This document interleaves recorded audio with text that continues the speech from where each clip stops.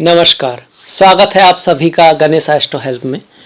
मैं हूं आपके साथ डॉक्टर दिलीप और बहुत बहुत स्वागत करता हूं आपका ज्योतिष के इस प्रोग्राम में। इस स्पेशल वीडियो में हम बात करने वाले हैं मई राशि वालों के लिए। मई का जो महीना है वो कैसा रहेगा मेष राशि वालों के लिए, मेष लग्न वालों के लिए। जीवन के किस क्षेत्र में क्या परिवर्तन आएंगे, क्या उतार चढ़ाव आएगा और हम अपनी तरफ से क्या कर सकते हैं, चाहे वो आपका करियर हो, जॉब हो, पढ़ाई लिखाई हो, काम धंधा हो, बिजनेस हो, व्यापार हो, या फिर आपका स्पिरिचुअलिटी, अध्यात्म हो, हेल्थ हो, प्रेम जीवन हो, पारिवारिक जीवन हो, शादी विवाह आदि की बातें हो, सब पर हम ध्यान देंगे। पर सबसे पहले आएंगे आपकी कुंडली के ऊपर, उसके अकॉर्डिंग फिर देखेंगे कि ये ग्रह क्या बता रहे हैं, फिर हम देखेंगे हम अपनी तरफ से क्या कर सकते हैं और अंत में अपने त्योहारों की तरफ जरूर चलेंगे। तो देखिए ये कुंडली है आपकी। आप देख सकते हैं कि प्रथम भाव में, पहले ही भाव में राहु बैठे हुए हैं। राहु, मेष के राहु। क्या रिजल्ट है इस पे हम आएंगे। बुध जो हैं वो द्वितीय भाव में वृषभ राशि में गोचर कर रहे हैं। सूर्य भी यहाँ पर है। अभी जो सूर्य दिख रहे हैं ये यहाँ पर 15 तारीख को आएंगे। 15 तारीख को वृषभ संक्रांति है। 15 तारीख तक सूर्य भी लग्न में रहेंगे। तो देखिए लग्न में सूर्य रहेंगे 15 तारीख तक। इसका एक प्रभाव पड़ेगा क्योंकि राहु सूर्य ग्रहण भी बनता है और एक बहुत कह सकते हैं कि कन्फ्लिक्टिक एनर्जी है। रिजल्ट पे हम आएंगे। इसके बाद तीसरा, चौथा, पांचवा, छठा भाव खाली है। सप्तम भाव में केतु है तुला राशि में। देखिए 7 नंबर यहाँ पर राशि को दिखा रहा है कि तुला राशि है और भाव ये 7वां है। किसी और राशि या लग्न की कुंडली होती तो यहाँ पर कोई और नंबर आएगा, 7 नहीं आएगा, पर भाव ये फिर भी 7 में ही रहेगा। ये पहला, दूसरा, तीसरा, चौथा, पांचवा, छठा, 7वां भाव है और जो राशि है ये राशि को दिखा रहा है। तुला राशि है यहाँ पर। 7 नंबर मतलब तुला राशि में केतु गोचर कर रहे हैं आपके। अष्टम भाव, नवम भाव, दसम भाव खाली है। एकादश भाव में, एकादश राशि कुंभ में मंगल और शनि गोचर कर रहे हैं। तो शनि यहाँ बैठकर पारिजात नाम का शुभ योग बना रहे हैं और शनि का गोचर भी एकादश भाव में अति शुभ माना जाता है। मंगल का गोचर भी एकादश भाव में बहुत शुभ माना गया है। पर मंगल यहाँ सिर्फ 17 तारीख तक रहेंगे। 17 तारीख को ये फिर मीन राशि में आपके 12वें भाव में पहुंच जाएंगे और 12वें भाव में देखिए गुरु बैठे हैं शुक्र के साथ। शुक्र एकमात्र ऐसा ग्रह है जिसको 12वें भाव में अच्छा माना गया है और अपनी राशि में हो तो और ही अच्छा और उच्च का हो तो और भी अच्छा। तो उच्च का शुक्र जो है वो बैठा हुआ है तो बहुत खूबसूरत योग बना है। वहीं गुरु 12 साल बाद घूमकर, 12 साल बाद करीब 12वें भाव में आए हुए हैं क्योंकि एक साल में एक ही भाव चलते हैं, एक ही राशि चलते हैं। तो ये खूबसूरत योग क्या रिजल्ट लेकर आएगा इसके बारे में भी बातें करेंगे। वैसे तो 12वें भाव में गोचर अच्छा नहीं मानते गुरु का, पर अपनी ही राशि में हो तो बात कुछ थोड़ी अलग होती है। अब आ जाते हैं रिजल्ट के ऊपर। रिजल्ट में सबसे पहले बात करते हैं शुभ चीजों की, बढ़िया चीजों की जो बढ़िया हो रही है। वो शनि महाराज आपके एकादश भाव में जा रहे हैं। एकादश भाव में वैसे तो सभी ग्रहों का गोचर अच्छा है, कोई भी ग्रह हो एकादश भाव में शुभ फल देता है, पर शनि अति शुभ हो जाते हैं, मंगल भी अति शुभ हो जाते हैं यहाँ पर। और शनि यहाँ पर आपको पद, प्रतिष्ठा, प्रमोशन देते हैं, धन का स्थायी सोर्स बनाने की कोशिश करते हैं, मतलब जॉब आदि लगाने के लिए अच्छा रहता है।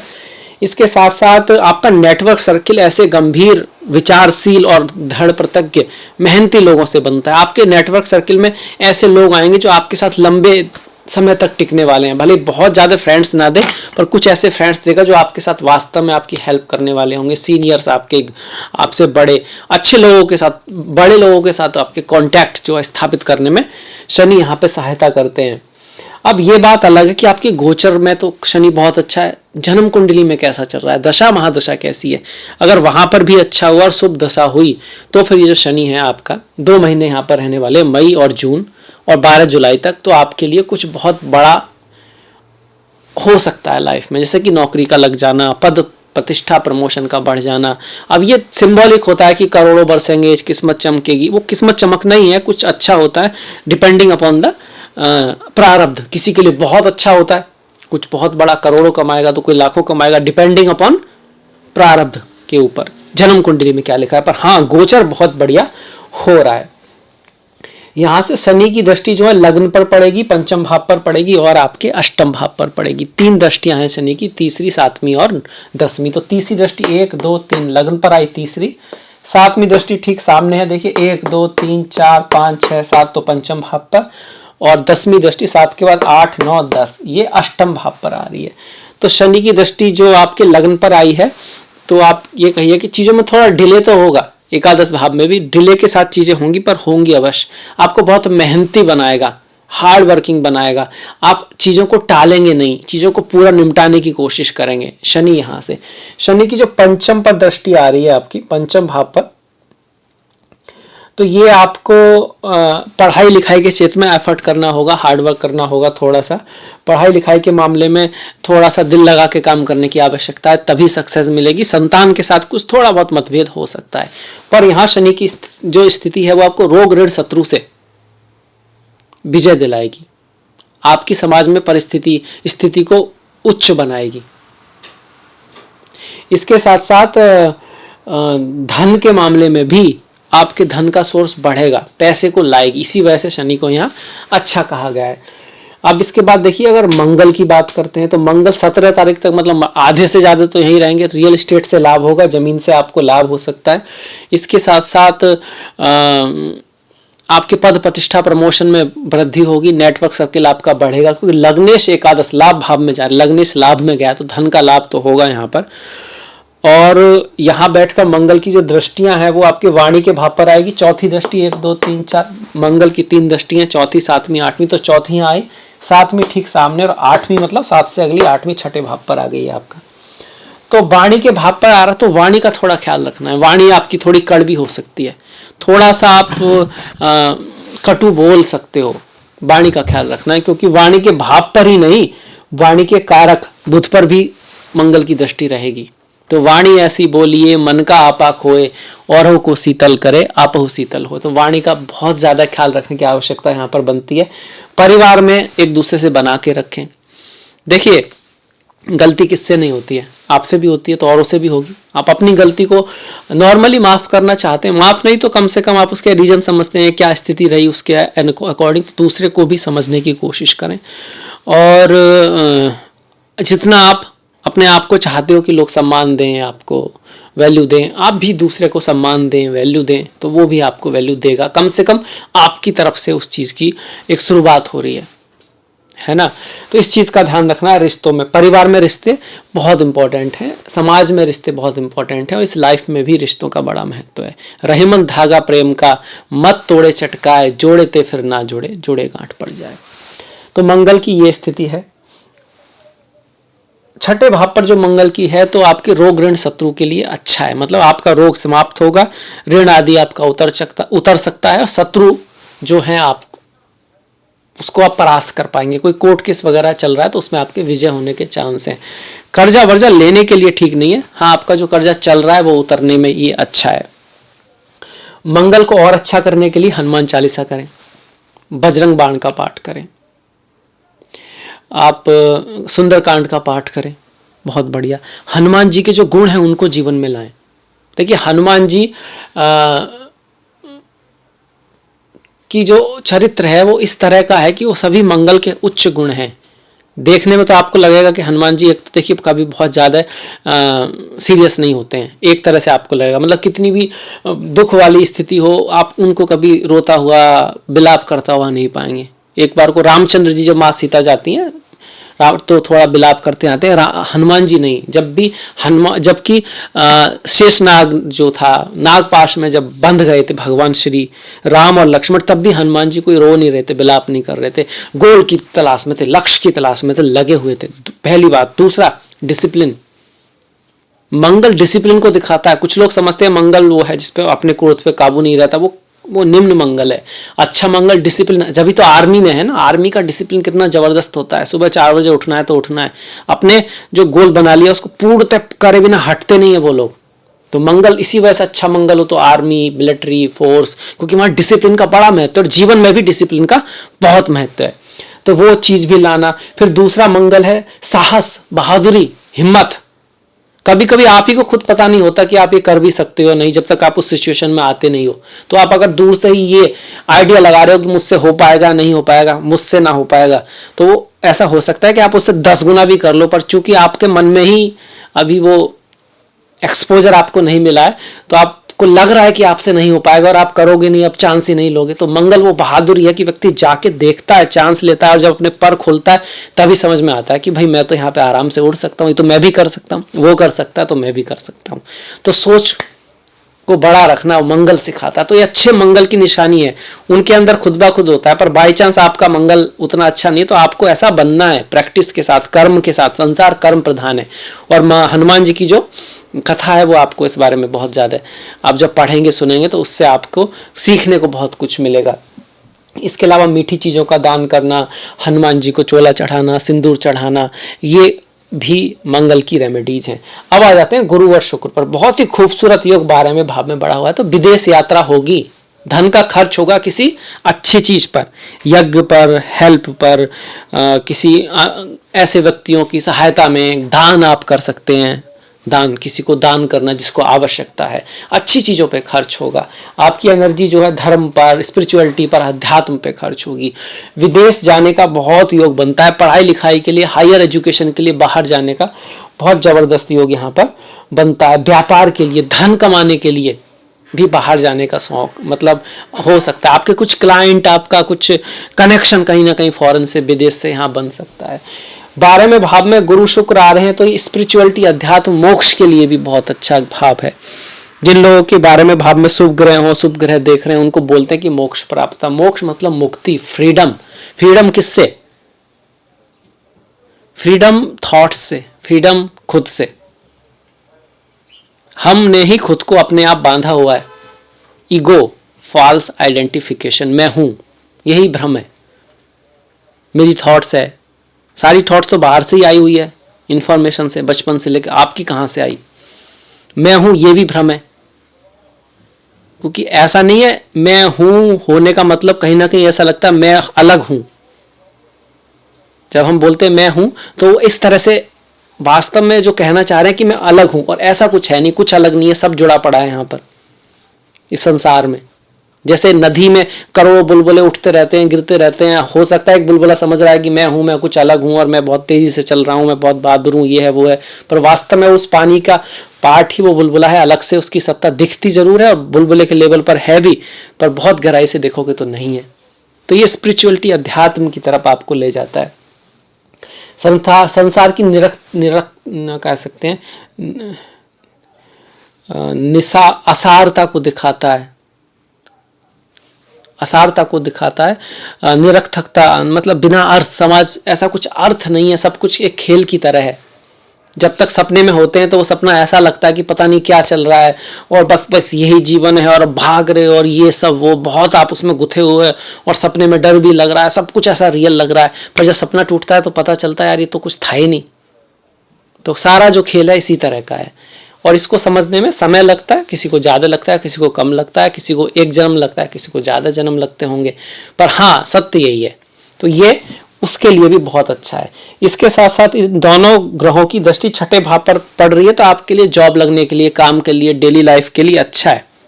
अच्छा है ये योग, बहुत खूबसूरत योग है। द्वितीय भाव का स्वामी 12 में जा रहा है, तो आपकी वाणी से आप धन कमा सकते हो। वाणी जो है आपके धन का सोर्स बन सकती है। आपको कहीं मीटिंग वगैरह के लिए या किसी काम के लिए फॉरेन भेजा जा सकता है। आपकी फैमिली के ऊपर कोई खर्चा हो सकता है। आपकी फैमिली का कोई मेंबर इस महीने अब कहीं बाहर, विदेश या दूसरे स्टेट जा सकता है, इस चीज़ का योग है। सप्तम भाव का स्वामी 12वें भाव में जा रहा, तो आपको ऐसी पत्नी या स्पाउस मिल सकती है जो आपसे दूसरे कल्चर की हो, विदेश से हो, या कहीं दूर से उसका कांटेक्ट हो, या फिर आपकी पत्नी, पति, प्रेमी, प्रेमिका कहीं बाहर जा सकते हैं फॉरेन, या उनके ऊपर आपको कोई खर्चा करना पड़ सकता है। कुछ डिफरेंस ऑफ ओपिनियन भी उनसे हो सकती है, कोई दूरी आ सकती है एक तरह की। इस चीज़ को भी ये दिखा रहा है। हालांकि सांसारिक चीजें लाइफ में आएंगी, भौतिक सुखों की तरफ भी आपको वृद्धि करेगा, क्योंकि 12वां भाव सैया सुख भी है, बैड प्लेजर भी है, पर दूसरी तरफ दोनों अपोजिट चीजें एक साथ हैं। दूसरी तरफ संन्यास भी है, संन्यास भी है, मोक्ष भी है। एक तरफ तो काम है, आप कह सकते हो बैड प्लेजर है, स्त्री पुरुष के जो रिश्ते हैं वो है, दूसरी तरफ संन्यास है, स्पिरिचुअलिटी है, मोक्ष है। तो दोनों जो हैं एक दूसरे के कह सकते हैं जुड़े हुए हैं कहीं ना कहीं। उसकी निरखता जब व्यक्ति को आती है संसार की, तब फिर भी दूसरी तरफ जाता है, कहीं आप ये भी कह सकते हो। इसके बाद देखिए राहु, राहु का लग्न में आना बहुत अच्छा भी है और नहीं भी है। अच्छा इसलिए कि आपके अंदर पैशन आएगा, होप आएगी, एम्बिशन आएगा, कुछ बहुत बड़ा करना चाहोगे और जल्दी जल्दी कुछ सक्सेस अचीव करना चाहोगे। पर चूंकि जल्दी जल्दी बहुत बड़ा एक साथ करना चाहोगे और हर चीज़ में समय लगता है, धैर्य की आवश्यकता होती है और अति आत्मविश्वास भी व्यक्ति के लिए घातक हो जाता है। अति का भला न बोलना, अति की भली न चूप, अति की भली न छाँव और अति की भली न धूप, कुछ इस तरह से है। तो उसका ध्यान रखना, एक बैलेंस बना के रखना होगा। कुछ दिनों के लिए यहाँ पे सूर्य भी रहेंगे आपका, तो पिता के साथ, बॉस के साथ कुछ डिफरेंस ऑफ ओपिनियन रह सकता है। लग्न में राहु मैरिज लाइफ के लिए उतने ग्रेट नहीं है। स्पाउस के साथ कुछ डिफरेंस ऑफ ओपिनियन रह सकते हैं और आपके पति या पत्नी का जो स्वभाव है वो आपकी समझ से थोड़ा बाहर जा सकता है। आपको ऐसा लग सकता है कि भाई ये जो कर रहे हैं, जो कर रही हैं वो थोड़ा सा ऑड है। अब वो हो सकता है ऑड हो भी और ना भी हो सकता है आपका परसेप्शन ऐसा हो। थोड़ा समझदारी से काम लीजिएगा, थोड़ा उनकी नज़रिए से भी चीज़ों को समझने की कोशिश कीजिएगा, तो चीज़ें थोड़ा बेहतर हो सकती हैं। वैसे भी राहु क्या है, राहु शक है, Rahu out of box thinking है, राहु जो है न्यू इमेजिनेशन है, राहु बहुत कुछ नया करने का है, तो वो सब चीज़ें तो ठीक है। पर जो नेगेटिव चीज़ है राहु की, एक तो काम, क्रोध, लोभ, मोह, ईर्ष्या, अहंकार, इसको बहुत बढ़ा देता है। दूसरा, शक के लेवल पर आपको ऐसा लगने लगता है कि भाई कुछ हो रहा है, वो होता नहीं है, वास्तव में भ्रम है। तो भ्रम के लेवल पर, शक के लेवल पर कुछ नहीं करना है। उसके लेवल पर अपने पति, पत्नी, प्रेमी, प्रेमिका, दोस्त, फ्रेंड आदि से कोई दूरी नहीं बनानी है। इस बात को ध्यान में रखना है। कोई आपसे अलग है इसका मतलब ये नहीं कि वो गलत है, वो भी सही हो सकता है और आप भी सही हो सकते हो। इसके बाद देखिए बुध की अगर हम बात करें, बुध वक्री रहेंगे और तीसरे और छठे भाव का साथ धन के मामले में थोड़ा बहुत उतार चढ़ाव आएगा, खर्चा थोड़ा ज़्यादा रहेगा। वाणी को थोड़ा सोच समझ के यूज करें। आप कुछ ऐसा कहे बोल लिख सकते हैं, कमेंट करना है कहीं जो उसको मिसअंडरस्टूड किया जा सके, तो सटीक बोलें, सही बोलें, इस तरह से बोलें कि आप जो कहना चाहते हैं उसका मतलब साफ समझ में आता हो, उसके दो मतलब ना निकालें लोग। हालांकि कुछ लोग तो निकाल ही लेंगे, पर फिर भी अपनी तरफ से कोशिश करें। वाणी का थोड़ा सा ख्याल रखें। बाकी धन के लिए व्यक्ति प्रयास करेगा, हार्डवर्क करेगा, मेहनत करेगा, इस चीज़ को यहाँ पे दिखा रहा है। बुध का गोचर द्वितीय भाव में ठीक ही माना गया, नॉट बैड। सूर्य की बात करें 17 तारीख तक, तो यहाँ पर 17 के बाद वो यहाँ आएंगे। देखिए 17 तारीख तक जब सूर्य और राहु लग्न में रहेंगे तो मैरिज लाइफ में आपका स्पाउस थोड़ा सा डोमिनेटिंग हो सकता है या आप भी डोमिनेटिंग हो सकते हो। राहु सूर्य इस तरह के ग्रह हैं जो थोड़ा कब्जा करना चाहते हैं, चीज़ों को होल्ड करना चाहते हैं। लग्न में हो तो आपके अंदर इस तरह की बात आ सकती है, या फिर आपके स्पाउस के, अपनी पत्नी, प्रेमी, प्रेमिका के साथ, क्योंकि उनकी दृष्टि सीधी यहाँ पर पड़ रही है। और जब द्वितीय भाव में आएंगे तो एक्स्ट्रा खर्च थोड़ा बढ़ सकता है। संतान के लिए अच्छा है, पढ़ाई लिखाई के लिए अच्छा है सूर्य का यहाँ आना, और आपको स्कॉलरशिप आदि मिल सकती है। आपकी क्रिएटिविटी, आपकी पढ़ाई लिखाई किसी तरह से इस चीज़ का सोर्स बन सकती है आपके धन का, पैसे के लिए। मतलब आप क्रिएटिव हो, एक्टर हो, आप कहीं आप स्पोर्ट्स में हो, आप पॉलिटिक्स में हो, या आप स्टूडेंट ही हो, तो अच्छा करोगे। उन सब चीज़ों के लिए बढ़िया जो है सूर्य यहाँ पर बना रहे हैं। सूर्य के बाद आप देखिए पंचमेश हैं सूर्य, उसी के आधार पर ये बता रहा हूँ मैं कि सूर्य पंचमेश होकर धन भाव में आ रहे हैं, पर धन भाव से वो अष्टम को भी देख रहे हैं, सूर्य भी देख रहे हैं, बुध भी देख रहे हैं। तो स्पिरिचुअलिटी, अध्यात्म, अकल्ट, एस्ट्रोलॉजी, इन सब की तरफ आपकी थोड़ी रुचि बढ़ेगी। इन लॉस के साथ थोड़ा सा रिश्तों को बना के रखना है, वाणी का अपना थोड़ा ख्याल रखना है। इसके बाद अगर हम केतु की बात करते हैं तो केतु सप्तम भाव में है, मैरिज के लिए बहुत ज़्यादा ग्रेट नहीं है। प्रेम जीवन में थोड़ी सी नीरसता ला सकते हैं। आपका जो स्पाउस है उसका ध्यान स्पिरिचुअलिटी, अध्यात्म की तरफ जा सकता है, फिर और चीज़ों की तरफ जा सकता है। नशा है आपका, कोई ऐसी चीज़ है जो उसका नेचर आपको मिसअंडरस्टूड हो सकता है, तो वहाँ थोड़ा ख्याल रखें, केयर रखें एक दूसरे की, एक दूसरे का साथ बना के रखें, क्योंकि रिश्ते बहुत ज़्यादा इंपॉर्टेंट होते हैं। बाकी कि ऐसा कुछ अगर हो रहा है स्पाउस के, आपको लगता है कि वास्तव में वो थोड़े गलत हो रहे हैं या हो रही हैं, या ऐसी उनकी थॉट्स आपकी समझ से बाहर हैं, तो फिलहाल में गोचर के अनुसार तो गणेश जी की पूजा, गणेश चतुर्थी का पाठ करना, मछलियों आदियों को आपको थोड़ा आटा वगैरह खिलाना, इसके साथ साथ मत्स्य अवतार की कथा पढ़ना, स्पिरिचुअलिटी, अध्यात्म को जीवन में लाना, योग, मेडिटेशन, ध्यान। ध्यान का मतलब है खुद को जानना।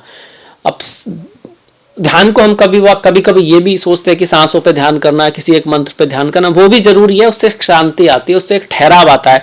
और जब तक नदी बहती हुई है आप देख नहीं सकते उसमें क्या है, जब वो शांत होगी, ठहराव आएगा, तभी आप देख पाओगे। तो आत्म मंथन के लिए, आत्मज्ञान के लिए भी जो एक ठहराव है वो जरूरी है। तो वहाँ उसकी इंपॉर्टेंस जरूर है, पर उसका जो असली पर्पज है वो आत्मज्ञान है, खुद को जानना है, ध्यान का असली पर्पज। और जब आप खुद को जानोगे तो बहुत सारी चीज़ों का सॉल्यूशन अपने आप निकल आएगा। इसके बाद देखिए हमने शनि की बात करी, मंगल की बात करी, गुरु शुक्र राहु बुध सूर्य सब की बात कर ली। तो अब आ जाते हैं इस महीने के त्योहारों पर। 3 तारीख को अक्षय तृतीया है, बहुत खूबसूरत दिन है, किसी चीज़ की शुरुआत के लिए हम इसका यूज करते हैं, बहुत इंपॉर्टेंट दिन है और पूजा वगैरह भी इस दिन होती है। 12 तारीख को मोहिनी एकादशी है, 26 तारीख को अपारा एकादशी है। जो भगवान श्री हरि विष्णु के भक्त हैं उनके लिए बहुत ही ज़्यादा इंपॉर्टेंट ये तारीखें हैं। ओम नमो भगवते वासुदेवाय। 16 तारीख की पूर्णिमा है, 13 और 27 तारीख का प्रदोष व्रत है जो भगवान शिव के भक्त हैं, और साथ ही 28 तारीख की शनिवार को शिवरात्रि है, चिदानंद रूपा शिवोहम शिवोहम। 19 तारीख की संकष्टी है, 30 तारीख की ज्येष्ठा अमावस्या है। संकष्टी गणेश जी से जुड़ी हुई है। केतु का अगर आपका बहुत अच्छा रिजल्ट नहीं आ रहा है तो संकष्टी का व्रत करना अच्छा रहता है। और राहु के लिए आप माँ सरस्वती माँ दुर्गा की पूजा करना बहुत बढ़िया रहता है। इसके साथ साथ अमावस्या, अमावस्या हमारे पितरों से जुड़ा हुआ त्योहार है। इस दिन घर की सफाई करना, पुरानी चीज़ों को बाहर निकालना। अब ये पुरानी चीज़ों को, घर की सफाई का साथ साथ अंदर की सफाई करना भी जरूरी है। मन के अंदर भी पवित्रता होनी चाहिए, सिर्फ घर की सफाई से काम नहीं चलेगा। साथ में अपने पितरों को याद करना, गीता के 2, 7, 10वें अध्याय का पाठ करना। जब हम कोई पवित्र बुक पढ़ते हैं, साहित्य पढ़ते हैं पवित्र, तो उसका भी एक मतलब ज्ञान के साथ साथ आत्मिक शांति कब आएगी, जब अंदर सफाई होगी, पवित्रता होगी, वो भी एक उसका पर्पज रहता है।